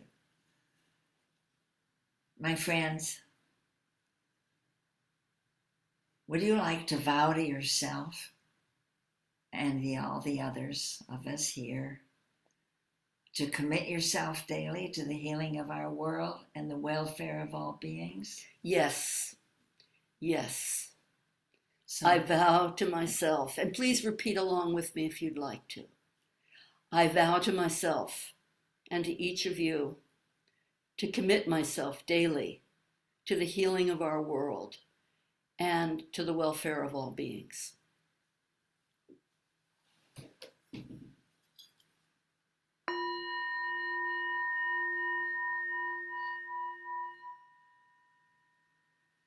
and now, Wendy, and all of you here, do you want to vow to yourselves and each other to live on earth more lightly, less violently, in the food, products, and energy you consume? Yes, I vow to myself and to each of you to live on earth more lightly, less violently in the food, products, and energy I consume.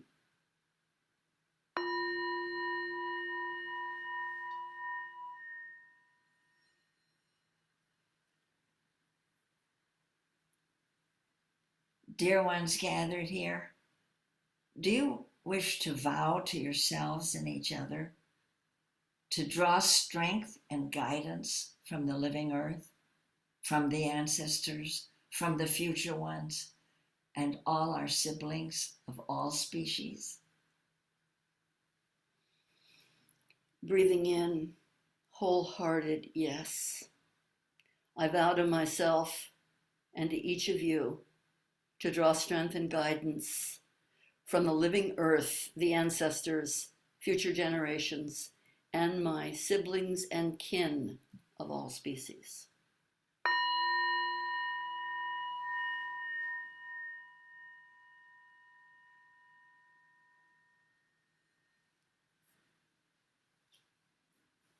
My friends who are here at this moment with me, would you like to vow to yourself and each other to support others in their work for the world and to ask for help when you need it? Yes, I vow to myself and to each of you to support others in their work for the world and to ask for help when I need it.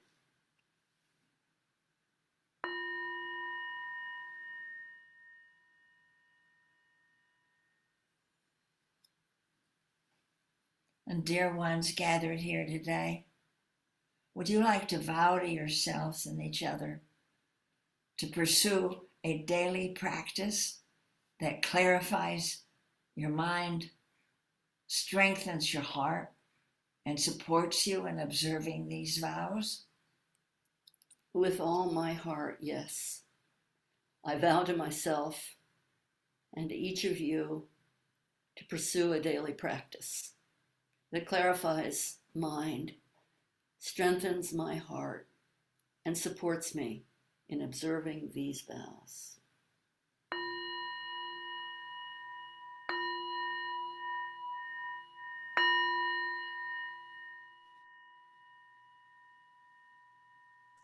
Joanna, thank you so much for these vows. And of course, they will be on the resource page. And just to know that these vows are about how we protect and love our world, and how we also protect our own lives as a deep, inner, and committed and responsible practice. And I often say, you know, the vows aren't some kind of law that you live by that's kind of patriarchal and coercive. It's really how an awakened person can live, how a Buddha can live. And so we can say, why not do it now? I mean, these vows that Joanna has transmitted to us, offered to us, are not impractical. They're the deepest and most practical and most loving thing that we can do. And Joanna, I love what you've said rather recently, but you've said it your whole life. Joanna says, I trust being with life. I trust being with life. And the word trust is shares the same root as the word dharma. What it is to manifest wisdom and compassion as non-separate, as two sides, if you will, of the same coin of this life. And in the way of our practice at Upaya, we offer a wonderful prayer in relation to our work. And since this time together has been about what it is to live in beloved community, and what it is through active hope to manifest good trouble. This is our work. And this is our work prayer at Upaya, and it's so congruent with Joanna's teachings. We say at the end of every work meeting, may this work be done in a spirit of generosity, not driven by ego, greed, or delusion. May kindness sustain us and prevail in conflict, and compassion guide us and lead us to understanding.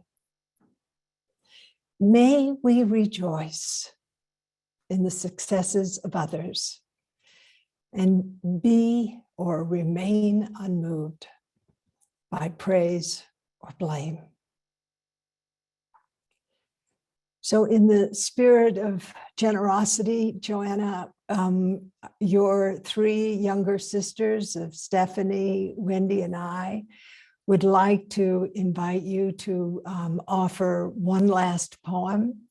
And this will be followed by some images from Stephanie about your incredible work, and then thanks by me. So Joanna, please.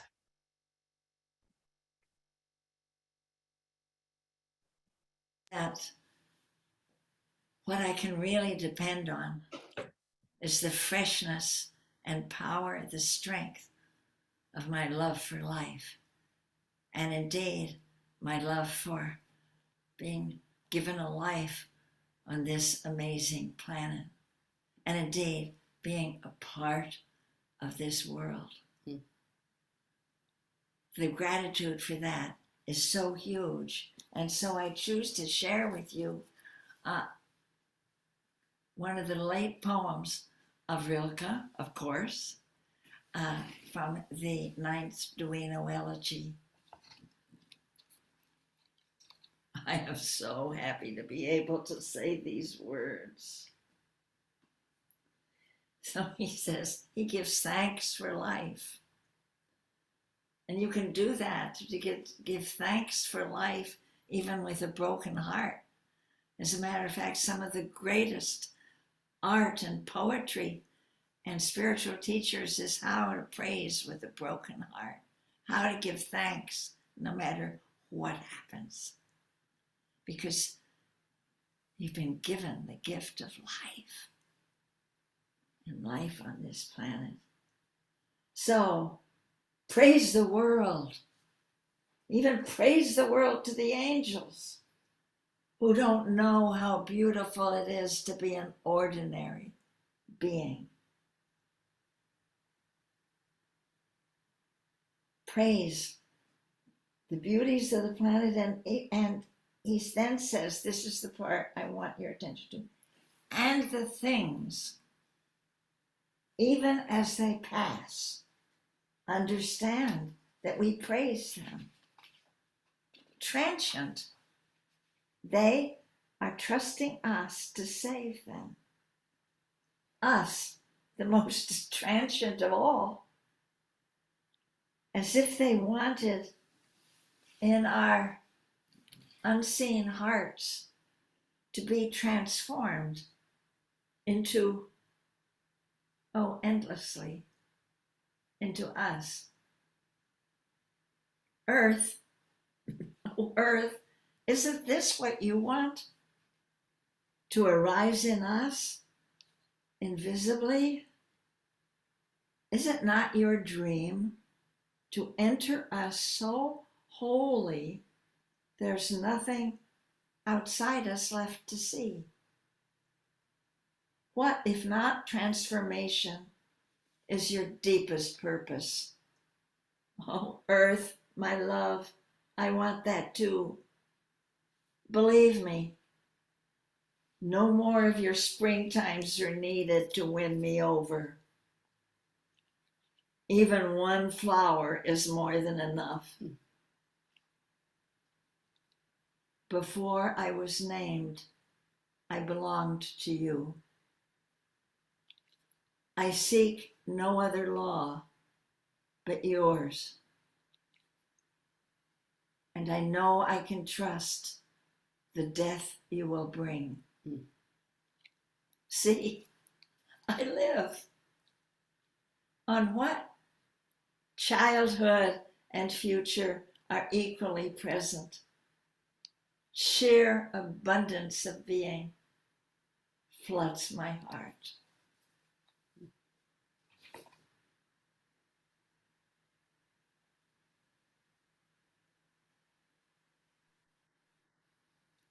Thank you. Wonderful, Joanna. Yeah. Stephanie, I think that you have some important share for us. Well, I brought up the resources earlier, and I think right after the break, we'll let people look at them on the resource page. All the books are there. You can see it's a tremendous volume of material.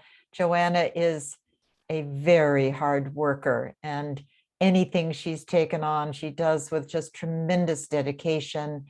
And you can hardly believe she's 93 and still publishing books. So I invite you into the mind of this person who's so willing to share her insights and to see what a beautiful poet she is herself. All of the guided meditations are out of Joanna's poetic mind, and they're beautiful to read out loud and lead to others. And you'll find them in the facilitator's guides. You'll find them in the back of World is Lover, World is Self, and throughout Active Hope. They're freely given to you. You don't have to be ordained or certified. Joanna just wants this work to go as far as it can in whatever form it becomes adapted for whatever audience. And sometimes that audience might only be you in need of hope and courage. And you can get it directly through Joanna's poetic, prophetic words. So I'll simply leave you with that. Follow up in the resource page. The chat will be there, the PowerPoint will be there, and the recording of this very session. So thank you, Roshi. Thank you, Noah and Joanna, and Wendy. I think about what the Buddha said to Ananda, the whole of the holy life is good friends. The whole of the holy life is good friends. I hope that you have felt the connection between Stephanie, Joanna, Wendy, me, and so many of you.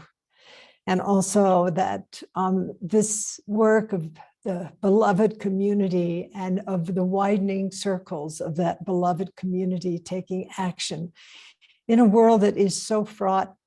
As Joanna said, we need an opposing wind to fly. And I think many of you are flying right now. It's the hardship, as she said, that catalyzes our awakening. And she says, do not turn away from it. It becomes the very thing that builds our character. And I'm remembering the teachings in the Mahayana say that bodhisattvas do not seek easy situations. And we've been given a very non-easy situation in our lifetime. So I want to thank dear Noah Kodo Kigaku Rowan, being the magic behind the curtain, having all the tech flow somehow in the midst of our elderly, wild women who are basically a little Luddite, and your ability to make it all go. And Joanne, who's behind the curtain answering so many questions from our participants, and Bonnie doing the same. And then most especially Stephanie stepping across the viral threshold and making that trip south to be with Joanna. And you, wonderful Wendy, my dear, dear friend. Thank you with all my heart. But most of all, Joanna, you just really knocked the ball out of the park. Your wisdom, your wit, your spirit to meet this world. And one of the things that in the decades of knowing you, to see how your spirit is not only undaunted, but strengthened as the years have unfolded in your life. So honest to God, 93, 2.5 hours of being on like this, we thank you with all our heart. We thank those of you who have given Donna or are going to be giving Donna so that we can support Joanna and also our other two sisters. And we love you. And again, going back to Joanna's words, active hope is waking up to the beauty of life on whose behalf we can act. We belong, said Joanna, to this world. Beautiful. Thank you, dear friends.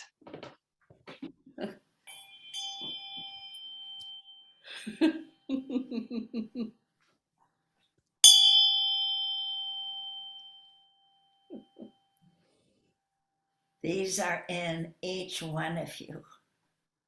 The compassion is there.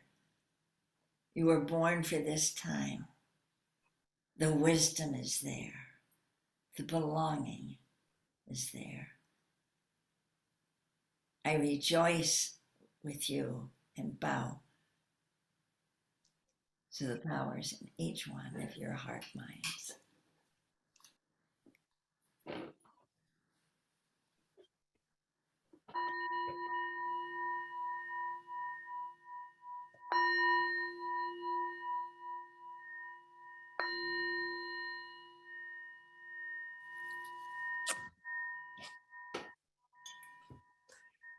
And now, Joanna, we can rest. It is time for the exhale. Thank you, darling. And we are so grateful for everything that you have given your whole lifetime to and to this time.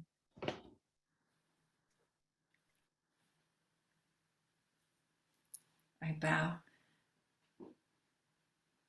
to the world of power and compassion that is insight that is in each one of you.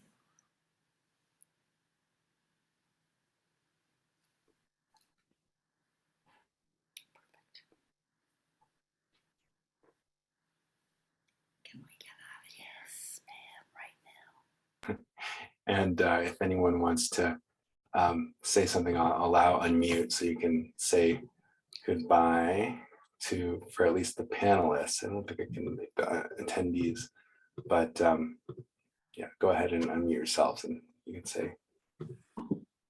Thank you. Thank you, everybody. Thank you. you. Beautiful, beautiful. Thank you. Bye. Thank you. Thank you. Thank you, Joanna. Thank you. Thank you, Kika. Thank you so much. Thank you, Good gifts. everyone. Thank you. Thank you.